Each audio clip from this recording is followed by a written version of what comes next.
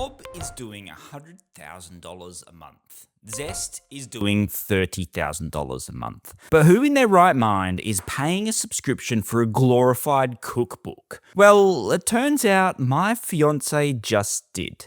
$80 a year for access to recipes and meal planning. And with a straight face, she told me it's worth it. I'll be cooking healthy meals, she told me. And every time she makes dinner using this app, she'll tell me this is from the app, like she needs to justify the purchase or something. So what's the problem these recipe apps are solving, and how is it worth hundreds of thousands of dollars every single month? To answer this question, you first have to understand how bad Google actually is. Do a search for pancake recipe, and you'll find a bunch of 4,000-word SEO slop results, a life story, 3 pop-ups, a prompt to subscribe to a newsletter, complete with a YouTube video that auto-plays. If I wanted a YouTube video, I would have searched YouTube. And if you're lucky, you might actually find a recipe buried in there, somewhere. I found this out myself. I got up early and I was inspired to cook up some pancakes and eggs for breakfast.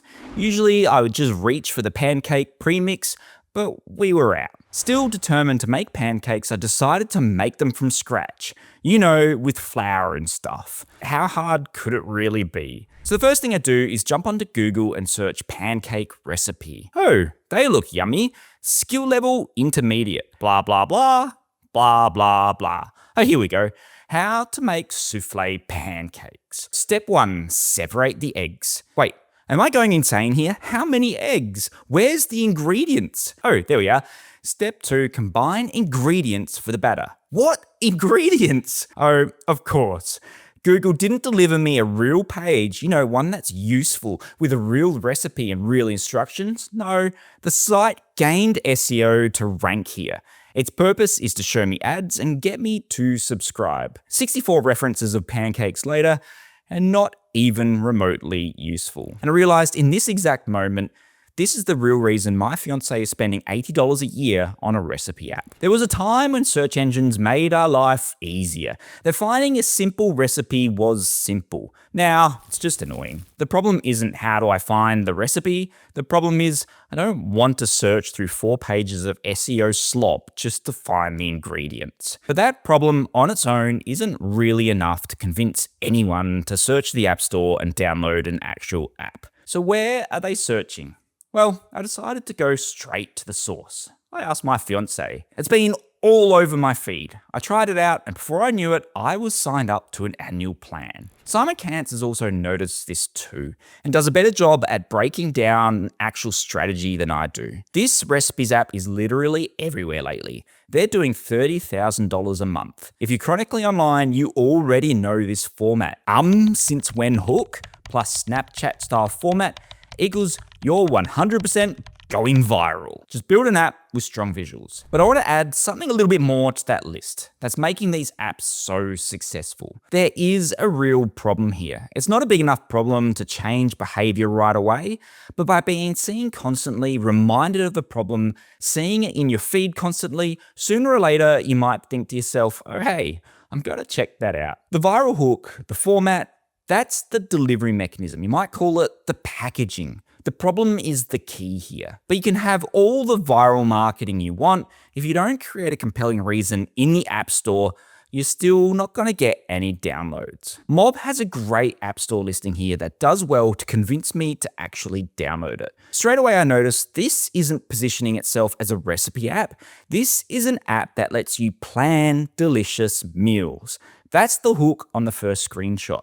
And effortlessly, each part of the App Store delivers on that pain point. Batch cook to make your week easier. What they're saying here is that this app not only helps you eat healthier, but it also saves you time each week. Quick search by ingredient. A lot more subtle, this talks to the very specific issue of not having ingredients in the house or looking at your fridge and thinking, hey, surely there's something nice I can make with what I've actually got here. But there's a feature which my fiancé absolutely loves.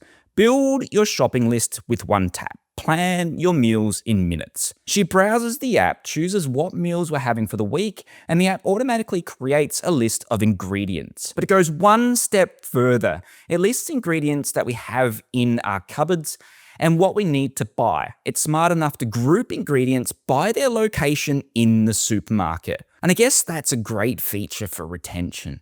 Most people would find a few dishes they like, learn how to cook them, and never open the app again. It turns this into a shopping list app, something that integrates into your daily life. It's kind of really smart. There's a screenshot here that's buried quite far in the App Store itself. Nutrition facts inside every recipe. It's a motivator for cooking from home. Eat healthier and know what's going in your food. So it makes sense to include this as a feature on the App Store. The strategy is simple so far. Instagram posts at the top of the funnel. They get the app in front of the eyes of their target market. Then the App Store does the job to convince the user to actually download it. Get this wrong and the best viral hooks in the world won't be enough. But once the user has actually downloaded the app, what's next?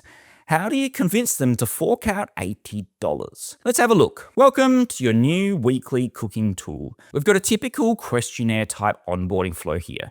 First question is, what are you trying to achieve? Hit macros, meal prep for the week, find super simple recipes. It's a formula we've seen with Cal AI, and I documented this type of onboarding on a recent video. Meal prep for the week. What prevents you from doing that? Mob doesn't hide it. It goes straight into the problem, but instead of guessing, they ask upfront. Lack of time, I struggle with inspiration. Next is social validation. A bunch of testimonials, but what's interesting here is the key takeaway is being highlighted. Budget conscious, busy professional, beginner cook. These are talking directly to the user, and I wonder if they're generated from the questions that I've answered earlier. No, they're not. There's probably an opportunity here to showcase testimonials and social validation based on my specific problem. Now we have an interesting Tinder-style swipe. Which statements do you relate to? Swipe left for no, swipe right for yes. I spend too much money on my dinners.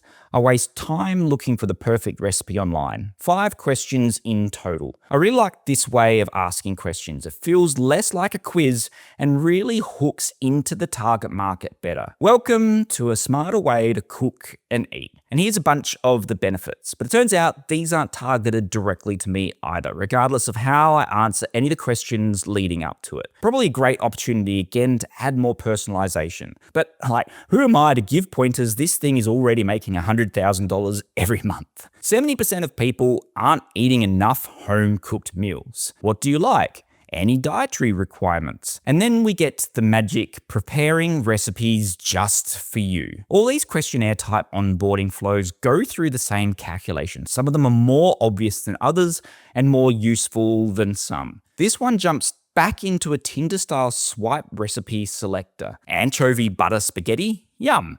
Ricotta and broccoli? Ugh. Greek gnocchi tray bake? That sounds interesting. Crispy mushroom and black bean tacos? Yeah, that looks nice. Then it does something completely unexpected. It's thrown me into my shopping list, perfectly created based on the recipes that I've selected. Immediately I think, hey, this is easy.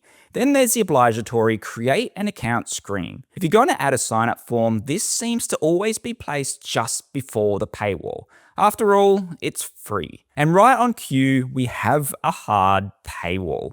Your weekly cooking sorted with Mob, complete with social validation. 7-day free trial, then $80 a year, start your free week or more options. And in here, we also have a monthly plan with a free trial for $12.99. Funny thing is, the app actually crashes when I exit the payment options screen. But now I've got everything I needed and I fully understand why my fiancée bought an annual subscription within moments of downloading the app. I was on the onboarding flow for around about 14 minutes. It has around about 11 steps. It steps me through my pain points. It gives me an actual working example of what the app does.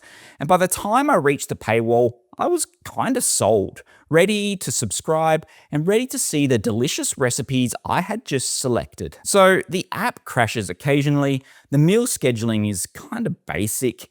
The personalization is just really surface level. And it's making $100,000 a month because it got 3 things right. The distribution on Instagram, the viral format constantly gets in front of people's eyes. The App Store page, remember, it's not a recipe app. It's a meal planning app, one that actually saves you time. And then the onboarding, a 14-minute flow that makes you feel not just understood, but that you absolutely need it. The product itself has obvious gaps. My fiancée wants proper weekly scheduling. I want to be able to photograph my pantry and have it build a meal plan for what I've already got in the house. Someone is going to build that version, and if the unfinished version is doing $100,000 a month, imagine what the finished one could do.